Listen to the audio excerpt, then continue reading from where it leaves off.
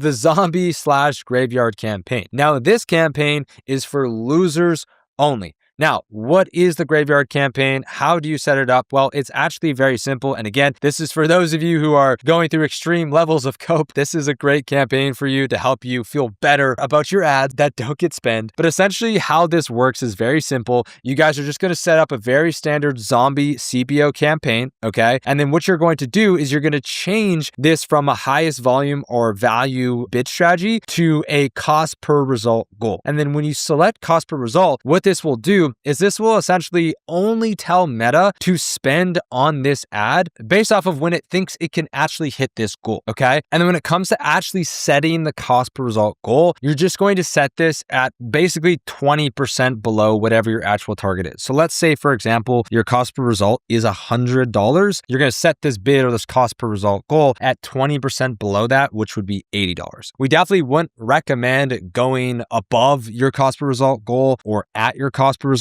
goal. Essentially, we just want to set a tighter bid here that tells Meta like, hey, don't spend on these ads unless it's actually going to hit our CPA targets, okay? And so that is how we set it up. It's very, very simple. And then basically you will set this up. So let's just say we have loser ad number 1. So again, a losing ad based off of our terms is an ad that does not get any spend and does not hit KPI. And what you'll do is you will set this inside of your zombie campaign with the 322 in it. Again, so I'll just duplicate these out very quickly. This is our loser ad number 1. And again, this is a CBO standard campaign. The only difference is we're going to optimize for cost per result goal. That is our bid strategy. And then we're going to set our cost per result at 20% below whatever our target is. And so that's it. That is the process that you'll follow. You just duplicate anytime you have ads that don't do anything in your CBO. You just duplicate that ad set into the zombie campaign. You turn it on and you let Facebook see if it cooks. And we just let this run in the background. Some of your ads won't get any spend. Some of them will get spend. We've noticed that this can add anywhere from like 10% in spend to sometimes 20% in spend just by having this zombie cost per result goal. And just in case you guys are wondering, like the reason why it's called zombie is because it like revives your ads. And what we've noticed as well is sometimes ads will just randomly pick up in a different month. So for example, we might have been running an ad that in the CBO in the 322 campaign, the main campaign, that didn't get any spend and didn't really get any performance in like January. And then we've dripped it in the zombie campaign. We just left it there. And then like 2 months later, it just started performing in the zombie campaign. And we're like, oh,